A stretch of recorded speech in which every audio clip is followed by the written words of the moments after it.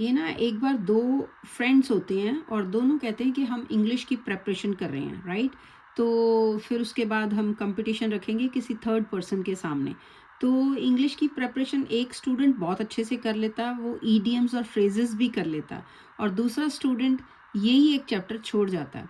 तो जब वो एक उनका कॉन्टेस्ट होता है, जब उनका कंपटीशन होता है, तो क्या होता है कि थर्ड पर्सन के आगे ये जो ईडियम्स करके गया होता है, तो ये वाले सेंटेंस बोलता है, इडियोमेटिक फ्रेजेस बोलता है, जो कि दूसरे को कुछ भी समझ में नहीं आता, क्योंकि ये जो ईडियम्स होते हैं ना, तो ईडियम्स का मीनिंग इसकी ट्रांसलेशन से नहीं पता चलता, ये अलग ही होते हैं। जिन्होंने ये टॉपिक तैयार किया होता है उन्हीं को पता चलता है, राइट? तो फिर जिसने ये चैप्टर छोड़ा था, तो वो तो बुरी तरह से फेल हो गया, राइट? और ये देखो, a man of letters, a scholar, तो इसका मतलब ये है, a man of letters scholar होता है जो ज़्यादा पढ़ा लिखा है। Radha Krishnan was a man of letters, ठीक है? तो नेक्स्ट देखो, नेक्स्ट जो है idiom, that is a hard nut to crack, ठीक है? Hard nut to crack means puzzling problem. तो to get a win over American basketball team is a hard nut to crack for India, ठीक है? बहुत ही मुश्किल है India के लिए उनको हराना। तो next is human service. Human service होती है service which is beneficial to the human beings, ठीक है? He did human service through his life. तो next, a snake in the grass, a hidden foe, hidden foe, foe होता है enemy, ठीक है? Hidden मतलब छुपा हुआ, तो स्नेक इन द ग्रास का मीनिंग ये होता है। तो next is beware of him because he seems to be snake in the grass, उससे बचो क्योंकि वो लगता है कि वो छुपा हुआ एक दुश्मन है। Next is acid test. Acid test होता है हार्ड टेस्ट। तो the election will be an acid test for the ruling party, जो कि होनी भी चाहिए। मतलब अगर रूलिंग पार्टी कोई अच्छे काम नहीं करती, तो जो पब्लिक को उनको जिताना नहीं चाहिए, ठीक है? तो एसिड टेस्ट ही होना चाहिए हर बार जब भी इलेक्शंस आती हैं, ठीक है? रूलिंग पार्टी के लिए, कि तभी तो वो जो है अच्छा काम करेंगी, राइट? तो पब्लिक के हाथ में होता है, जहाँ पे स्पेशली डेमोक्रेसी होती है, कि अच्छे रूलर्स को चूज़ करना। Next is a wolf in sheep's clothing. तो ये हिपोक्राइट होते हैं। हिपोक्राइट होते हैं जो कहते कुछ हैं और करते कुछ हैं, ठीक है? मतलब कि बड़े झूठे टाइप के लोग होते हैं। तो ये wolf in sheep's clothing, you should not keep company with him because he is a wolf in sheep's clothing, कि वो बाहर से देखने में तो वो बड़ा कोई भी इंसान अच्छा लग सकता है, लेकिन वो अंदर से कैसा है ये हमें नहीं पता होता। तो ये हिपोक्राइट लोग ऐसे होते हैं, we should beware from them. Next is at the 11th hour. At the 11th hour होता है एट द लास्ट मोमेंट, आखिर में। तो ये हो गया, the war was about to start but fortunately at the 11th hour a messenger came to PM with the message of peace, ठीक है? मतलब कि लड़ाई जो है, वॉर लगने ही वाली थी, जबकि एक मैसेंजर आया संदेशा लेके PM के पास, कि वो शांति का संदेशा लेके आया, राइट? तो 11th आवर मतलब होने ही लगी थी, at the last moment. Next is a great card. A great card होता है an important person.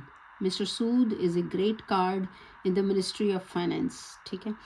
A fool of first water, तो ये होता है one completely foolish. Being a fool of first water, he could not solve even the simplest sum, ठीक है? मतलब कि वो इतना ही, उसको समझ में नहीं कुछ भी आता, कि वो एक सिंपल सा भी सम नहीं सॉल्व कर सका। Next is a bone of contention. A bone of contention होता है to be the cause of quarrel, कि लड़ाई की जड़, ठीक है? किसके कारण लड़ाई हो रही है? तो Kashmir is the bone of contention between India and Pakistan. Next idiom is a green hand. A green hand means not very much experienced. तो we shall pay a little to the green hand. ये employer कह सकते हैं आपस में meeting में, कि जो ग्रीन हैंड है, जो इनएक्सपीरियंस्ड है, जिनको एक्सपीरियंस नहीं है, उनको हम सैलरी कम देंगे। Next is all in all. All in all means completely. Rajesh is all in his office, मतलब ऑफिस में वो सारे मल्टीटास्किंग है, सारे काम संभाल लेता है। तो next is a bed of roses. Bed of roses होता है कंफर्ट, ठीक है? Life is not a bed of roses. Life जो है वो बेड ऑफ रोजेज नहीं है। Next idiom is an apple of discord. An apple of discord का मीनिंग भी होता है to be the cause of, ठीक है, कि किसी चीज़ का कारण। Kashmir is an apple of discord between India and Pakistan, right. So next is a white elephant. White elephant होता है ऑफ नो यूज़, कि जिसका कोई फ़ायदा ना हो, ठीक है। This sort of glib talker always proves a white elephant in the end. तो ग्लिब टॉकर क्या होता है? जो ऊपर से बड़े कॉन्फिडेंटली बिहेव करते हैं कि जैसे उनको सब कुछ आता होता है, ठीक है, और लेकिन वो इनसिंसियर होते हैं, जैसे कि सेल्स पर्सन हो गए, और कुछ पॉलिटिशियन भी ऐसे होते हैं जो कि ऊपर से बड़ा शो करते हैं कॉन्फिडेंस, और कॉन्फिडेंटली बात करते हैं, जैसे कि वो कुछ प्रॉमिसेस करते हैं, राइट, लेकिन उनकी कमिटमेंट नहीं होती, मतलब कि वो इनसिंसियर होते हैं, वो ग्लिब टॉकर होते हैं, राइट। तो फिर वाइट एलिफेंट उनको कहा जाता है कि उनका कोई फ़ायदा नहीं है, ठीक है, बातें ही करते हैं, काम नहीं करते। Next is a red letter day. A red letter day होता है बहुत इंपॉर्टेंट दिन, ठीक है। 15 अगस्त is a red letter day for Indians, ठीक है, ये आपको पता ही है, इंडिपेंडेंस डे है, ठीक है। आफ्टर 200 ईयर्स हमें इंडिपेंडेंस मिली थी, तो ये फिर नेचुरली रेड लेटर डे हुआ, बहुत इंपॉर्टेंट डे हुआ जब इंडिया इंडिपेंडेंट हुआ था। नेक्स्ट इज़ बाय हुक और बाय क्रुक। बाय हुक और बाय क्रुक का मतलब होता है किसी भी तरीके से, बाय एनी मीन्स, फेयर और फाउल, ठीक है, सही तरीके से या गलत तरीके से। तो नेक्स्ट इज़ ब्लैक शीप। तो ब्लैक शीप मीन्स अ ट्रेटर। ट्रेटर क्या होता है? जो कि धोखा देने वाला होता है, बिट्रेयर, ठीक है, या बैक स्टैबर। तो black sheep. Later on mister XYZ proved A black sheep, कि वो बाद में पता चला कि ये तो बहुत ही गलत इंसान था। Next is by dint of. By dint of means by means of. By dint of hard work she earned a lot of money, ठीक है, हार्ड वर्क करने के बाद उसको बहुत सारे पैसे उसने कमा लिए। Next is break one's back, ठीक है, to work hard to get something, तो बहुत ही ज़्यादा मेहनत करनी। He broke his back to earn his livelihood, ठीक है। इसका मतलब देखो, जो ये इडियम नहीं करके जाता तो वो तो इसका मीनिंग बताएगा कि उसकी जो है कमर टूट गई। कमर टूट गई मतलब उसको चोट लग गई, ठीक है, अपने पैसे कमाने के लिए। जो नहीं समझ के जाते, जिनको पता है कि ये ब्रेक वंस बैक का मतलब होता है हार्ड वर्क करना, मेहनत करना, तो फिर वो ये इस तरह से यूज़ करेंगे, उनको पता चल जाएगा कि इसका आंसर क्या है, कि पैसे कमाने के लिए, अपनी रोज़ रोटी कमाने के लिए उसने बड़ी मेहनत की, ठीक है, या वो बहुत मेहनत करता है। तो next is break the back of, ठीक है, ब्रेक द बैक ऑफ मतलब accomplish the hardest part of certain job. There is nothing to be worried about as we have already broken the back of the problem. अब जो मुश्किल है, ठीक है, जो प्रॉब्लम है उसकी कमर तोड़ी, मतलब कि हमने प्रॉब्लम थोड़ी सी सॉल्व कर दी, ठीक है, काफ़ी पार्ट उसका सॉल्व कर लिया। तो कह रहे कोई चिंता की बात नहीं है, क्योंकि हमने पहले से ही इस जो प्रॉब्लम की कमर तोड़ दी है, ठीक है, मतलब कि प्रॉब्लम सॉल्व कर चुके हैं। Next is beat about the Bush.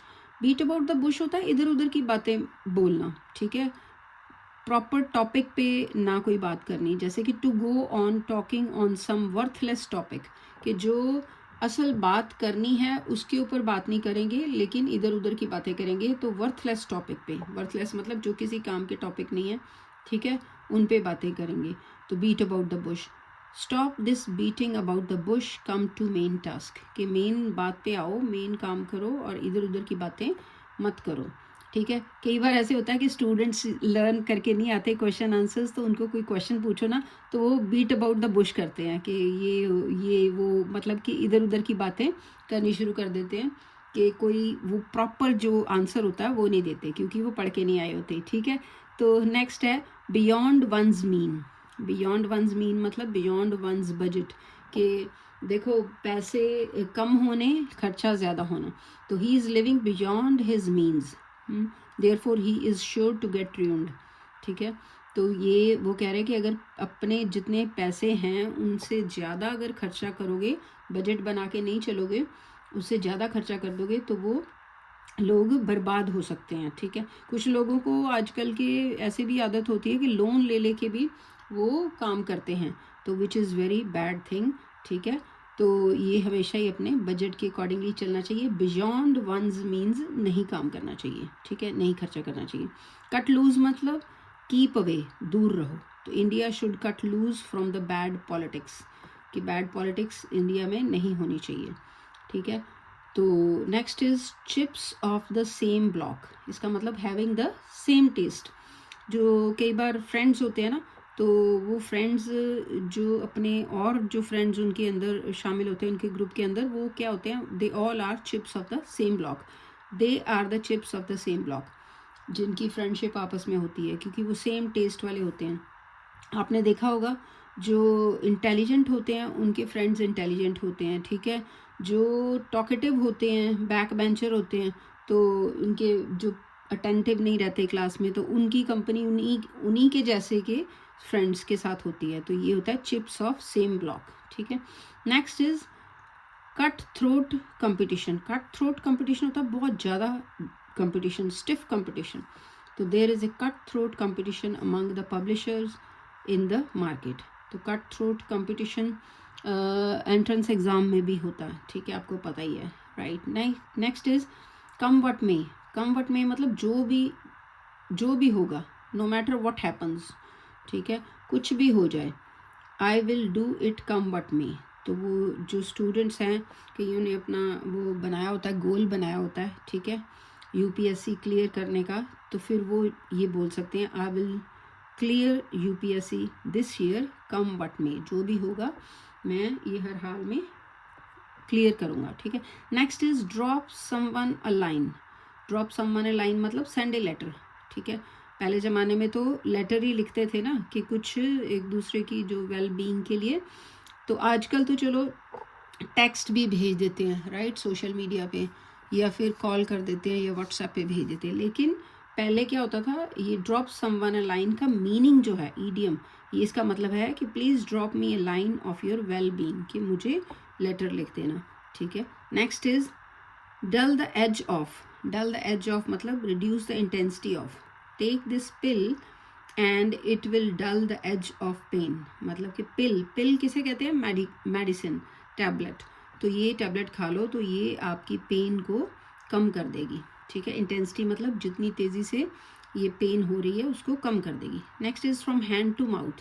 मतलब हैंड टू माउथ होता है मुश्किल से गुजारा करना, विदाउट एनी सेविंग, कि कोई बचत ना कर सकना, इतने थोड़े पैसे होने के मुश्किल से गुजारा होता है। The poor factory worker is living from hand to mouth. तो फैक्ट्री के वर्कर जो है मुश्किल से हैंड टू माउथ ही रह रहा है। Next is fair and square. Fair and square का मतलब होता है साफ, ठीक है, clean. One must be fair and square in one's dealing, कि अपनी डीलिंग में फेयर एंड स्क्वेयर होना चाहिए, ठीक है, दूसरों के साथ, ठीक है। Next is hard of hearing. Hard of hearing होता है समवट डेफ, जो जिनको सुनाई नहीं देता, थोड़े थोड़े जो ऐसे होते हैं जिनको सुनाई नहीं देता। She is a bit, bit मतलब थोड़ा सा, हार्ड ऑफ हियरिंग उनको ऊंचा सुनाई देता है, ठीक है। और next is in the good books of, किसी की नज़रों में अच्छा होना। Be good in once mind, ठीक है, किसी के दिल में आपकी जो है जो आपकी पर्सनालिटी है उसको अच्छा माना जाना। तो कई बार होता है ना, टीचर्स की गुड बुक्स में होते हैं कुछ बच्चे, राइट। तो Jack is in the good books of his teacher, ठीक है, ये बताया होगा। Next in black and white, किस ये भी है इन ब्लैक एंड वाइट, मतलब पूरा किसी उसके साथ पूरा आपको अथॉरिटी के साथ कोई बात लिख के दे देनी, ठीक है, in black and white. Don't give him anything in black and white, के रिटर्न कुछ ना देना उसको, ये लिखा हुआ, don't give him anything in black and white. Black and white का मतलब ये नहीं है कि जैसे कि बुक पे लिखा हुआ वाइट बुक पेज है और ब्लैक के साथ लिखा हुआ, ये चीज़ नहीं होती। इसका मतलब है कि रिटर्न में कुछ लिख के मत देना, प्रॉमिस कोई भी जो कर रहे हो, ठीक है, ये मतलब होता है। In cold blood, in cold blood होता है मर्सीलेसली। मर्सीलेसली मतलब जिसको किसी के ऊपर दया नहीं आती। तो the old woman was murdered in cold blood, मतलब बुरी तरह से उसका मर्डर कर दिया गया है। Next is in A crack. In A crack होता ऑल ऑफ सडन और रैपिडली, तेजी से। The thief left the place in A crack, ठीक है, चोर भाग गया सडनली, एकदम से, तेजी से। द फुल स्विंग मतलब in full force. The studies of the students are going on in full swing.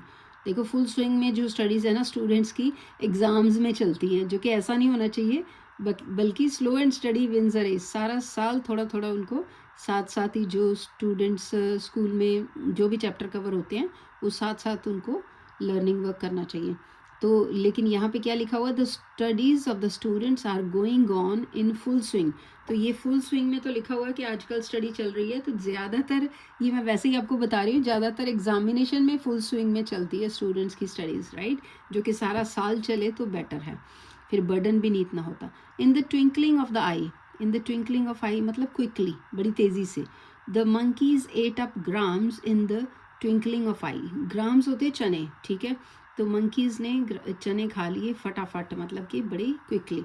Keep the ball rolling मतलब कि to maintain the progress of some activity. After the death of his father he had to take the charge of his office to keep the ball rolling. तो पापा का जो उसके office है उसको उसने चलाया, उसके बच्चे ने, ठीक है, ताकि वो काम चलता रहे, प्रोग्रेस चलती रहे। Next is neck and neck, even, neck and neck मतलब even, there is neck and neck fight between the two boxers। neck and neck मतलब एक जैसे, दोनों की जो है वो स्ट्रेंथ एक जैसी है, और जो मैच जो भी है बॉक्सिंग का चल रहा है वो बिल्कुल टक्कर का है, ठीक है, neck and neck fight.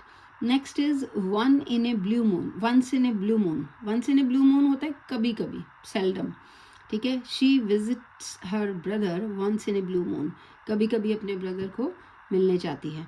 Next is slow and steady, तो स्लो एंड स्टडी आ गया कि धीरे धीरे लेकिन कंटिन्यूसली, ठीक है, रोज थोड़ा थोड़ा पढ़ाई करनी, स्टूडेंट्स के लिए भी आता है। Slow and steady wins the race, ठीक है। देखो एक बच्चा एग्ज़ाम्स में ही ज़्यादा पढ़ता है, और एक बच्चा सारा साल जो है थोड़ा थोड़ा थोड़ा थोड़ा पढ़ता रहता है, जैसे कि जो स्कूल में करवाते हैं उसको रिवीजन करता है, ठीक है, सैटरडे संडे लर्निंग वर्क करता है।